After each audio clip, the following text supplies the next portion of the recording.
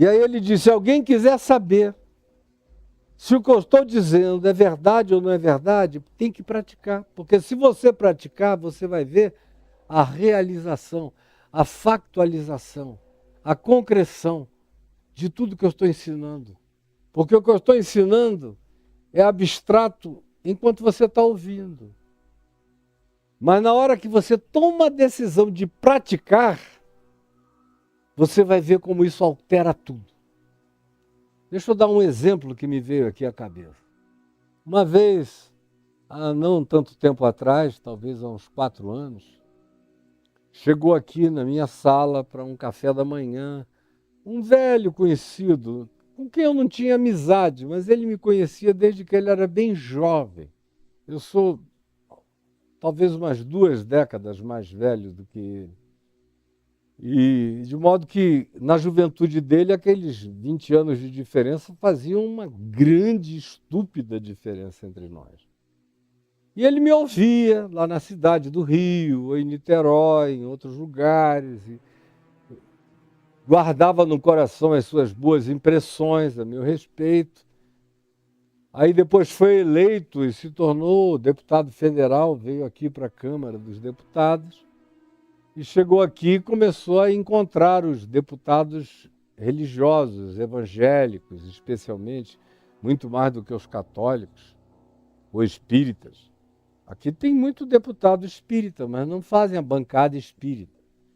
Tem muito deputado católico, mas eles não criaram a bancada católica. São os evangélicos que criaram essa bancada desde os anos 80 para agirem de maneira fisiológico-corporativa, buscando benesses especiais, apropriações especiais, benefícios especiais, isenções especiais dos constantinos governamentais de plantão.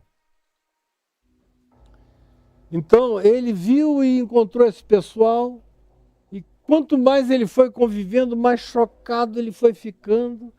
Aí um dia ele me ligou e falou, posso ir até a sua casa, reverendo? Eu falei, pode. Aí ele veio para um cafezinho da manhã, bem cedo, sentou ali. Antes de sentar, me deu um abraço, falou, sabe o que me trouxe aqui?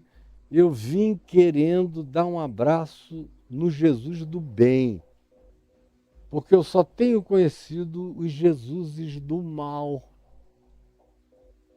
E olha, eu sou ateu, ou na melhor das hipóteses, um agnóstico. Mas eu sei que existe o Jesus do bem. Tanto quanto eu vejo todo dia os Jesuses do mal. E ele estava dizendo uma coisa mais do que correta, porque é Jesus quem ensina isso. Na sua oração sacerdotal, em João, no Evangelho de João, no capítulo 17, quando ele diz que não era discurso que iria fazer o mundo crer, não era a pregação articulada que iria gerar um convencimento persuasivo, inquestionável, e as pessoas iriam então se dobrar à verdade do Evangelho. Ele nunca ensinou isso. Sabe o que ele ensinou? Ele disse, se vocês se amarem uns aos outros, e o mundo vir vocês se amando, se entranhando em laços fraternos e ternos, fazendo esse entrelaçamento quântico, cultural e étnico, transcendendo todas as distâncias e barreiras e entrelaçando-se pela fé que opera pelo amor. Se o mundo vir isso, eles crerão em mim.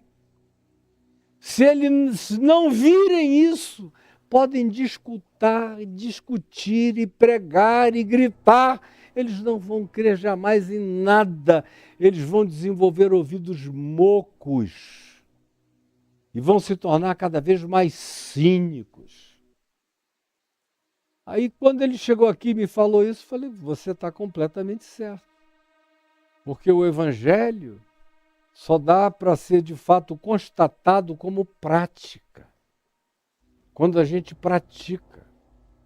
Aí ele, de imediato, não entendeu bem o que eu falei e me disse assim, então me ensine.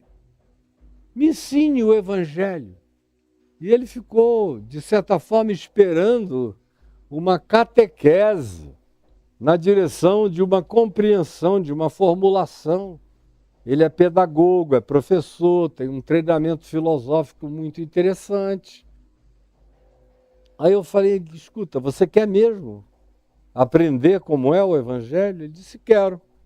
Eu falei, tá bom, então hoje antes de você sair daqui, eu vou te dar a primeira lição, para você botar em prática.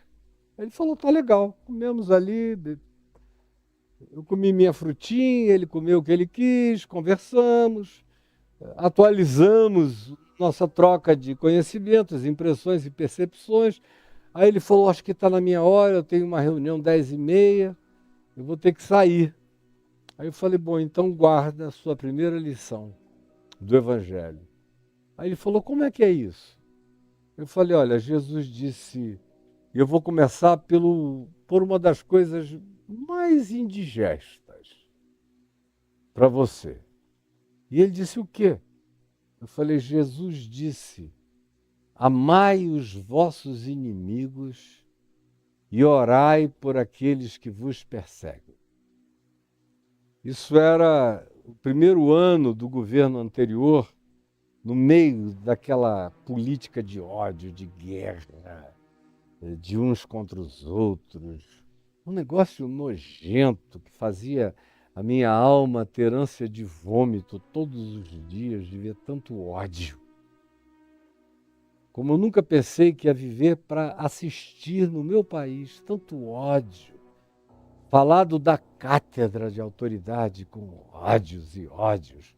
Tanto negacionismo, tanto anticientificismo, tanto antipedagogismo, tanto anticulturalidade, tanto antivida, ante tudo. Eu falei, olha, você deve estar num congresso cheio de ódio. Se a gente pudesse ter olhos espirituais, você ia ver os vampiros e o banho de sangue ali dentro. Porque é uma casa de ajuntamento de perversidades onde você está. E você não pode ignorar isso. Eu estou te dando esse dever de casa. Ele falou, não entendi. Falei, orai, amai os vossos inimigos e orai pelos que vos perseguem. Repita isso comigo. Ele repetiu. Falei, então agora você vai voltar para lá, pensando em qual é a pessoa que você acha que mais demonstra hostilidade, ódio ou repulsa por você. A você. Ele disse, bom, já me veio uma pessoa aqui na cabeça, tem muita gente. Eu falei, escolha uma para o dia de hoje. Basta uma. Para hoje. Aí ele falou, fulana de tal. Eu acho que ela me odeia, ela me fuzila quando ela me vê. Aí eu sabia quem era a pessoa. Sabia que o antagonismo entre eles era intensíssimo naquela época, hoje em dia não. Mas aquela época era terrível e profundo. Eu falei, então você vai procurá-la. Ele disse, eu procurá-la? Até o pessoal do meu partido não vai entender. É água e óleo, eu disse, justamente por isso. Amai os vossos inimigos e orai pelos que vos perseguem. E você vai fazer essa vontade de Jesus. Para saber se isso é verdade ou não é verdade, se esse evangelho é praticável ou não é praticável. Se é digno de confiança ou não. Vamos começar por essa grande dificuldade. Falei, você vai chegar lá, vai pedir licença, vai se aproximar. Não importa qual seja a reação, você vai humildemente pedir licença, vai chegar perto, com um sorriso, sem alegrias cínicas, com moderação na face, e vai pedir licença, e ela vai perguntar assim, qual é, por quê, qualquer coisa. E foi o que aconteceu. Ele disse que chegou lá e fez um aceno, perguntou se podia se aproximar, a pessoa disse, para quê? Ele falou, posso me aproximar? Se aproximou e falou, não, eu só queria lhe cumprimentar, que a gente nunca se falou. Você sabe quem eu sou, sei quem você é, mas nós nunca nos falamos e passamos aqui. Vamos passar anos debaixo da mesma abóbora. E se você não achar estranho demais, eu gostaria de te dar um abraço. É isso que você vai propor para o seu inimigo. E você vai fazer oração. Enquanto vai para lá, você vai orando, dizendo: eu peço a Deus, ao Deus que seja Deus na minha vida, que possa ser Deus para a minha vida, se é que há Deus. Não precisa sair crentinho daqui, não. Basta ir com essa disposição de fazer a vontade revelada no Evangelho, pelo Verbo da vida, pelo Logos eterno, pela palavra que dá significado a todas as coisas. Aí ele chegou lá e fez exatamente isso. Quando ele falou isso e pediu para dar um abraço, a pessoa pulou em cima dele aos prantos. Resumo da história, porque eu já falei demais. Resumo da história: naquele mesmo dia eles jantaram juntos. No outro dia almoçaram juntos. Ele me ligou aqui e falou: Caio, que negócio mais maluco é esse? Eu falei: agora se prepare para o seguinte, quem não vai entender é o pessoal do seu partido. Daqui a um tempo, se você continuar a praticar isso, os seus grandes antagonistas virão de dentro da sua casa partidária.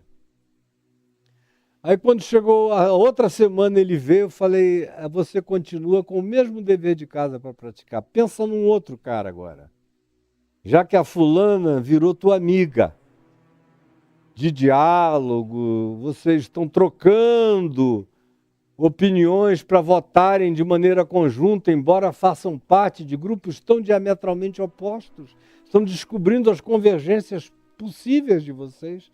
Procure um outro. Ele me falou o nome de um outro sujeito, que eu sabia que era tosco, ogro, grosso. Ele falou: esse aí não é mulher não, esse aí... Eu falei: você está pensando que foi o fato de que você é homem e ela é mulher? Não foi não. Foi o Evangelho. E a mesma coisa vai acontecer com essa outra figura. A mesmíssima. Vá lá, faça a mesma coisa. Quando foi umas 3, 4 horas depois, ela estava aí me telefonando: Caio, que loucura esse negócio. Eu fui lá, fiz a mesma oração pelo meu inimigo no caminho, encontrei com ele, aí eu pedi para me aproximar: colega, para quê? Grosso, estúpido, me deu vontade até de virar as costas e ir embora, mas eu falei: não, eu vou ter coragem, vou lá, vou peitar no amor, como o Caio me disse. Vai no amor, com a coragem do amor. E eu fui. Aí eu falei: não, eu só queria te cumprimentar, a gente faz parte de grupos tão diferentes, com opiniões tão distintas, mas nós fomos eleitos pelo mesmo povo, para defender as mesmas coisas e causas, para tentarmos fazer o bem à nação como um todo. Eu creio na tua boa intenção, tanto quanto eu creio na minha. Então eu só queria te cumprimentar, e se você não achar ruim, eu queria te dar um abraço. Aí o cara falou sabe aqueles palavrões de boa vontade? PQP, meu Deus, que coisa, qual é a coisa de homem, que quando gosta de uma coisa vai às vezes falando palavrão, e abraçando, e agarrando, e beijando, dizendo... Não vou sair repetindo, mas todo mundo que conhece a psicologia masculina, especialmente dos mais machões, sabe exatamente do que eu estou falando. Aí o cara destampou aquele derrame de palavrão fraterno e de boa vontade. Aí falou: o que você vai fazer hoje à noite, cara? Onde é que você mora aqui? Porque um é do Rio, outro de São Paulo. Onde é que você fica? Vamos jantar. Aí ele falou para mim: eu vou jantar com ele hoje à noite. E na semana seguinte ele veio e falou: agora, olha, eu estou almoçando com a fulana, jantando com o ciclano, com uma recorrência enorme, o meu pessoal achando estranho. Falei: vamos estranhar mais ainda. Deixa eu te dar outro dever da mesma natureza. E ele foi praticando e foi descobrindo a irresistibilidade do mandamento. A irresistibilidade do mandamento. Aí eu falei, assim como eu te dei a pior coisa, porque não depende de você. Se eu dissesse para perdoar, era alguma coisa que podia ficar em você, viajar por você, mas não teria tanto a necessidade de que você informasse ninguém de nada. Eu escolhi logo uma coisa que você tinha que fazer no encontro com o antagonista, com aquele que te obriga a dar a outra face, a caminhar uma outra milha, que demanda de ti o que é cansativo, chato, ou frequentemente inapropriado. Eu te dei algo que tem que ser feito em conjunto e frequentemente que provoca os teus desacordos. Mas para você praticar, justamente para você ver a irresistibilidade da prática da vontade de Deus como mandamento. É irresistível, fulano. E ele ficou abismado. Eu falei, continua a praticar isso no teu mundo de relações políticas. Daqui para frente não aceite mais antagonismos gratuitos em nenhum lugar. O cara vai ter que ter uma dificuldade enorme para manter o ódio e o antagonismo dele a você, porque no que depender de você, como disse o apóstolo Paulo, você vai buscar ter paz com todos os seres humanos. E não vai deixar que nenhuma ideologia se interponha e cave um fosso, um abismo entre vocês. Já basta a existência perversa para vocês ainda ajudarem o diabo na escavação dos fossos de separação. O resto do mandato do cara foi absolutamente revolucionado por essa prática. Aí os outros que ele foi alcançando foram perguntando o que era aquilo, ele foi dizendo que ele tinha aprendido comigo.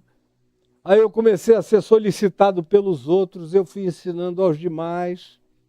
Tenho ensinado a muitos deles, que vêm querendo, que dizem, eu quero ouvir um cara que tem fama de ser inteligente, de ser isso, de ser aquilo outro, ou de pensar com largueza, com profundidade, como muita gente fala por aí. Chega aqui e encontra só a simplicidade da prática do mandamento. Aí começam a praticar e descobrem que a filosofia de Jesus começa na prática do mandamento. Não na abstração de pensamentos, mas na prática cotidiana do mandamento. Por isso, eu concluo hoje aqui, dizendo que começa isso tudo, quando sai de vem o teu reino, né? Faça-se, pratique-se, prove-se, experimente-se a tua vontade, assim na terra como no céu. Tendo o céu como referência, mas também tendo a consciência de que até no céu existem diferenças e existem as federações do desacordo. É por isso que existem seres de luz espiritual em outras dimensões e seres de treva espiritual em outras dimensões. Mas o que a gente quer é na terra realizar toda a vontade de Deus, como fazem aqueles seres de dimensões superiores e que decidiram se vestir de luz e ser luz na prática da vontade de Deus.